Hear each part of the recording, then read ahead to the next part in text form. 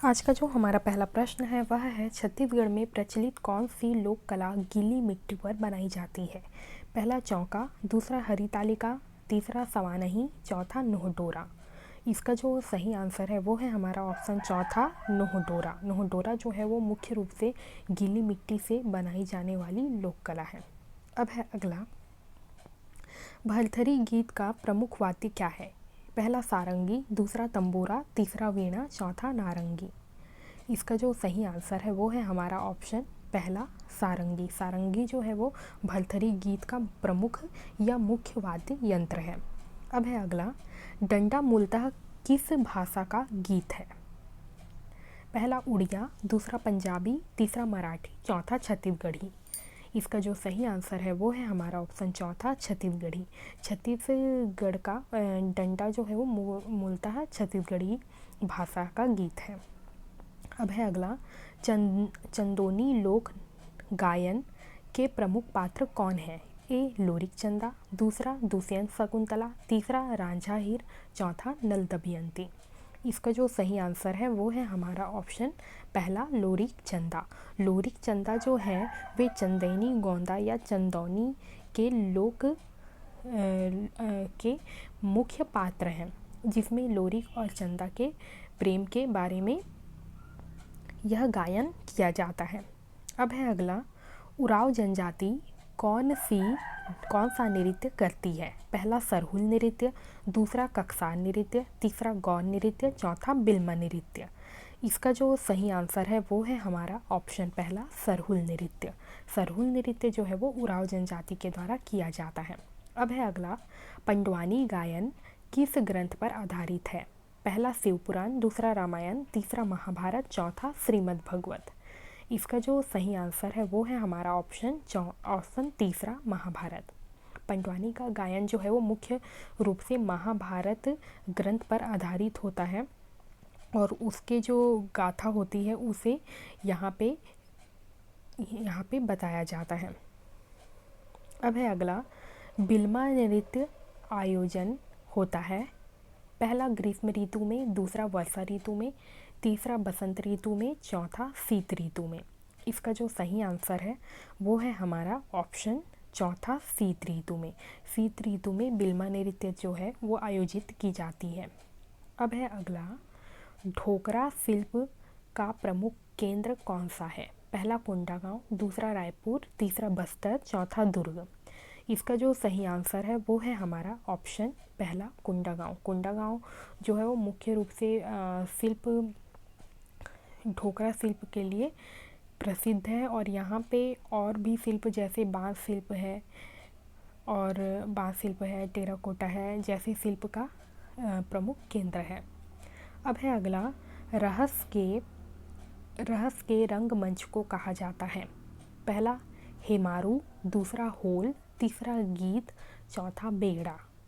इसका जो सही आंसर है वो है हमारा ऑप्शन चौथा बेड़ा। बेड़ा जो है वो रहस्य के रंगमंच या जो स्टेज होता है जहाँ पे रहस्य करने वाले हैं उसे बेड़ा कहा जाता है। अब है अगला, तिलरी किस अंग का आभूषण है। पहला कलाई का, दूसरा पैर का, तीसरा गला का, चौथा सिर का। इसका जो सही आंसर है वो है हमारा ऑप्शन तीसरा गला का।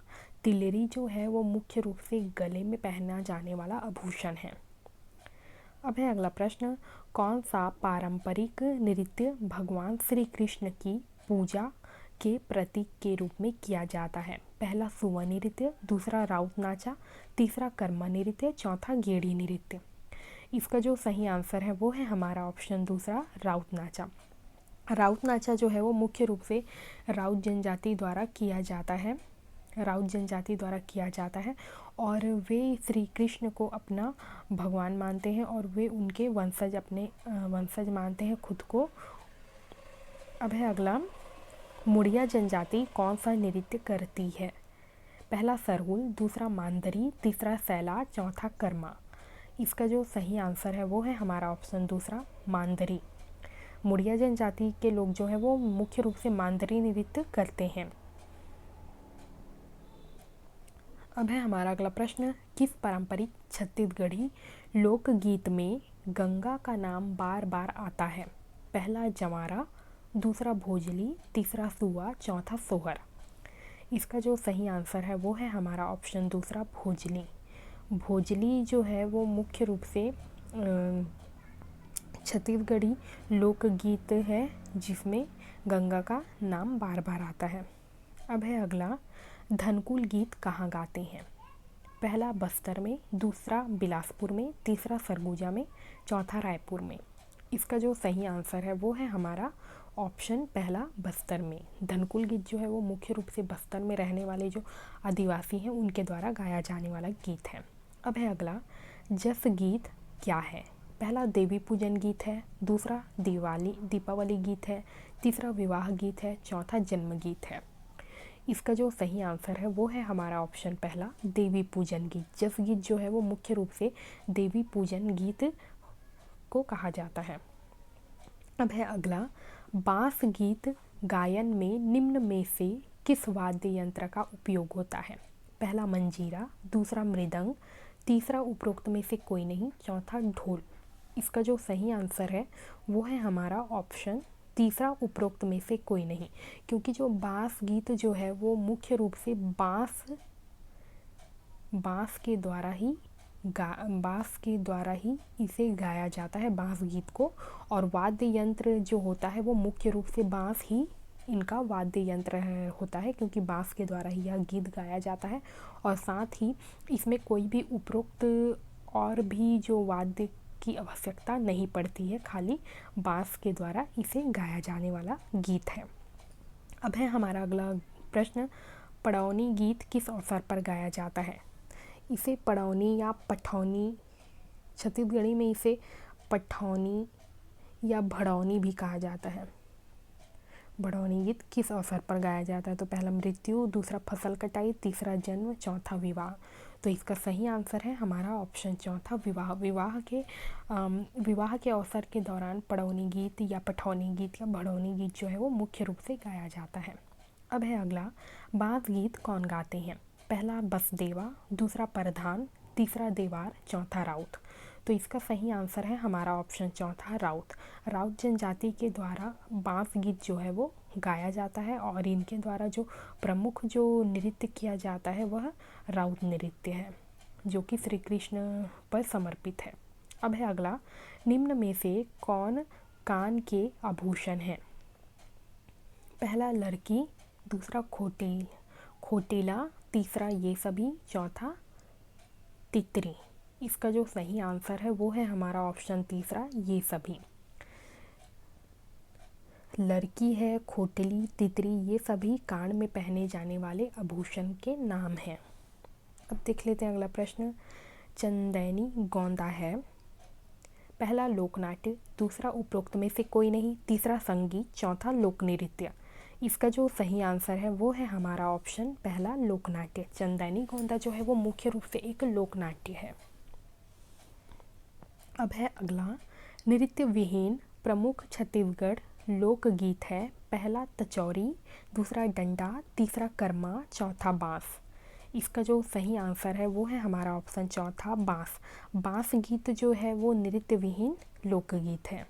अब है अगला, मुरिया जनजाति का प्रसिद्ध गीत है। पहला ददरिया गीत, दूसरा गौरा गीत, तीसरा लेजा गीत, चौथा रीलो गीत। इसका जो सही आंसर है वो है हमारा ऑप्शन चौथा रीलो गीत। रीलो गीत जो है वो मुरिया जनजाति का प्रसिद्ध गीत है। अब देख लेते हैं अगला प्रश्न, सरहुल किस क्षेत्र का लोकप्रिय नृत्य है? पहला राजनांदगांव का, दूसरा रायपुर का, तीसरा सरगुजा का, चौथा बस्तर का। तो इसका जो सही आंसर है वो है हमारा ऑप्शन तीसरा सरगुजा का। सरगुजा क्षेत्र में रहने वाले जो आदिवासी हैं उनका प्रमुख जो लोकप्रिय नृत्य है वह सरहुल नृत्य है, जो कि सरगुजा क्षेत्र में निवास करते हैं। अब है अगला, हुल्की पाटा किस संभाग में गाते हैं? पहला सरगुजा, दूसरा रायपुर, तीसरा बस्तर, चौथा बिलासपुर। तो इसका जो सही आंसर है वो है हमारा ऑप्शन तीसरा बस्तर। बस्तर में रहने वाले जो जनजाति है, आदिवासी जनजाति, जिनके द्वारा हुल्की पाटा जो गीत है वो गाया जाता है। अब है हमारा अगला प्रश्न, हुल्की नृत्य कौन करते हैं? पहला मुड़िया, दूसरा उराव, तीसरा कमार, चौथा बैगा। तो इसका जो सही आंसर है वो है हमारा ऑप्शन पहला मुड़िया। मुड़िया जनजाति के द्वारा हुल्की नृत्य जो है वो किया जाता है। और ये जो जनजाति है वो मुख्य रूप से बस्तर में निवास करती है। अब है अगला, मुड़िया जनजाति का माओ पाटा नृत्य है। पहला पूजा नृत्य, दूसरा शिकार नृत्य, तीसरा सरहुल नृत्य, चौथा प्रणय नृत्य। तो इसका जो सही आंसर है वो है हमारा ऑप्शन दूसरा शिकार नृत्य। माओ पाटा जो है वो मुख्य रूप से शिकार नृत्य है। इस नृत्य में शिकार का अभिनय किया जाता है। प्रत्यक्ष रूप से जिस तरीके से शिकार करने वाली जो प्रक्रिया है या शिकार करने की जो क्रिया है उसे यहाँ पे प्रत्यक्ष रूप में दिखाया जाता है।